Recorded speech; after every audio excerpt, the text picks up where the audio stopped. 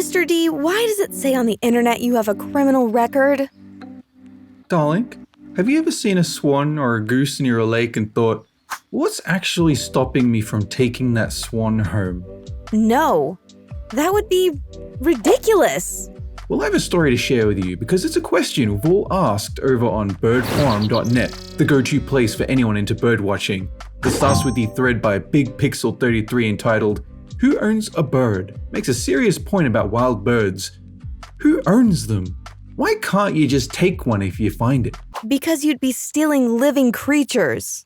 Well, what about this? If a wild bird flies into your house and is eating your food and you shut the window it flew in from, technically, it's not in nature anymore. Is it not your bird now? It's not like a cat or a dog where the owner might come knocking. It's a bird. It's your bird. You didn't steal it.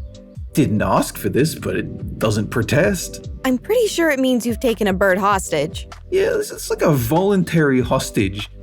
Eventually, the forum thread evolves into a catchphrase and then a mantra. Who owns a bird?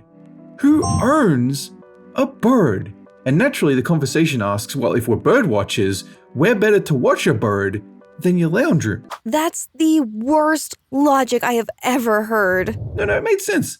One of the more popular birds on the site is, of course, the majestic swan. User Forest Saint proposes a bold challenge. Fill your pockets with bird seed, go to your nearest lake, and bring home a swan. It just began as a joke, but it kind of spirals into this serious plan as everyone's iterating on this concept. Like, how do you transport this bird? A dog collar might work, like a car or a truck, or you can just walk it home if you're close.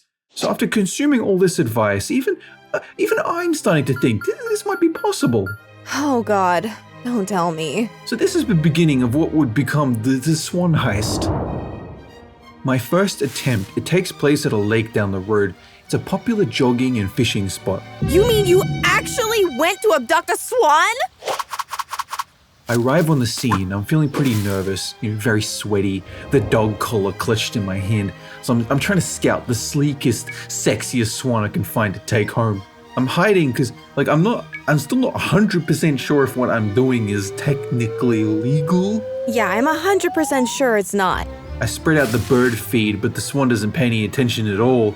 My dog collar is much bigger than the swan's neck, but I figure if I can lasso it over the bird's head like a ring toss, I can kind of tighten it and drag it. I'll admit, at this point, I'm tempted to just kind of forget about it and just go home, but now I want this bird. So I hurl the dog collar, aiming with the leash, but the swan freaks out. It thinks I'm attacking its young, so it spreads its wings and it comes after me. Turns out swans are actually really terrifying when they're aggressive. I'm still trying to capture it. So there I am, just holding it down, dragging this pecking face away from me, trying to get the dog collar around it.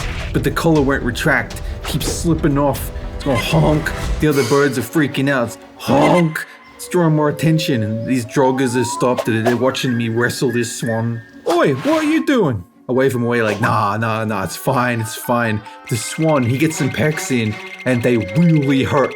I'm trying to tell the defensive swan like, no, I don't want your babies. I'm here for you. Yeah, I'm sure that calmed it right down. But now I'm just in so much pain. There's so many more people have gathered. I'm freaking out. So I let go of the swan. I just bolt. I bolt home. I'm unloading my pockets of all the remaining bird seed as a distraction. I make it home and I report my story to the forum. I'm relieved to see others have had a similar experience. Unfortunately, I lost the dog collar. Admittedly, it wasn't the most successful trip ever. Good. I hope you learned your lesson today. I did not, because my second attempt goes much differently. Dear God. It takes me a while to recuperate from my experience. I spend a while curled up in bed, the PTSD of distant honking fresh on my mind. Users on the forum, they have further iterated on the strategy of the heist during my absence. Instead of a dog collar, the new meta is apparently this animal snare pole you can hold at a safe distance. You attend the site wearing a fluorescent vest, and then if anyone asks, you tell them you work for the council or something. By the time these items arrive from eBay, I'm refreshed. I'm ready to give this another go. Many on the forum wish me luck. One even sends me a photo of his captured swan giving a thumbs up, but I have a hunch it's photoshopped. Yeah, I'm pretty sure swans don't have thumbs.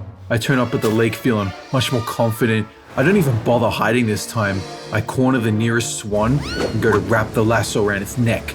It protests, but none of the joggers care this time because of my vest. It's like a superpower. My heart's going 300 beats per minute as I finally get the lasso around this swan's neck and I pin it down until it submits. Are you serious? That actually worked? It sure did. I have successfully captured an entire swan, and look, no one is stopping me. I steer and waddle this swan all the way home, through all the streets and onlookers, even though it's freaking out. I'm just telling people, nah, it's fine, it's my bird, it's all good, don't worry.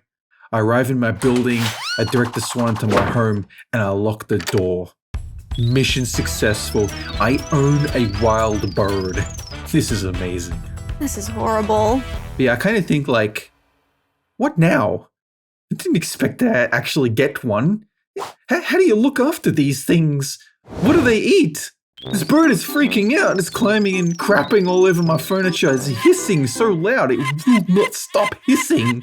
Maybe because it's terrified out of its own mind? I Google what swans eat and apparently it's mollusks, frogs, fish, and worms. Where the hell am I supposed to get frogs? They don't sell them at the supermarket. But then I wonder, what about dog food? Dog food is kind of like worms. It's meaty, right? I buy a whole bunch and I lay it out on kitchen bowls like a trough. But this one, it's just too much of a spaz to notice. At night, I try singing lullabies to soothe it to sleep. That just seems to infuriate it more.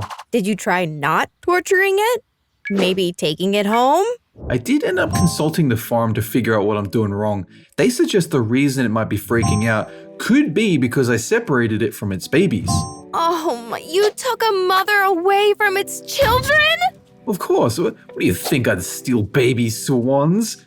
Come now, I'm not a monster. Ow! I said I'm not a monster. Look, a few days later, I used my snare pole to take her back to the lake.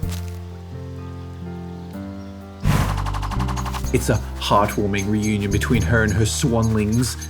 And I swear, she turns to me and with a great deal of affection and respect, I'm pretty sure she gives me a nod as if to say, thank you for everything. Oh, as if. I must admit, I'm pretty proud of myself after that. I head home. I really feel like I contributed to society in a positive way. Well, you didn't. You're a terrible person who traumatized an innocent swan and her family. Well, it turns out the police also kind of felt the same way. They come knocking at my door with CCTV footage of me escorting a crazed, hissing swan on a leash back to my apartment. In hindsight, I consider this the only flaw in my otherwise perfect heist. Oh, the only flaw, huh? They don't arrest me, but I am ordered to attend court to explain my actions. I'm required to divulge every detail of the plan, which I do with great reluctance. I choose to represent myself and give a truthful, accurate account of the heist. I can tell the judge is impressed with my accomplishments from his occasional nods and subtle smirks.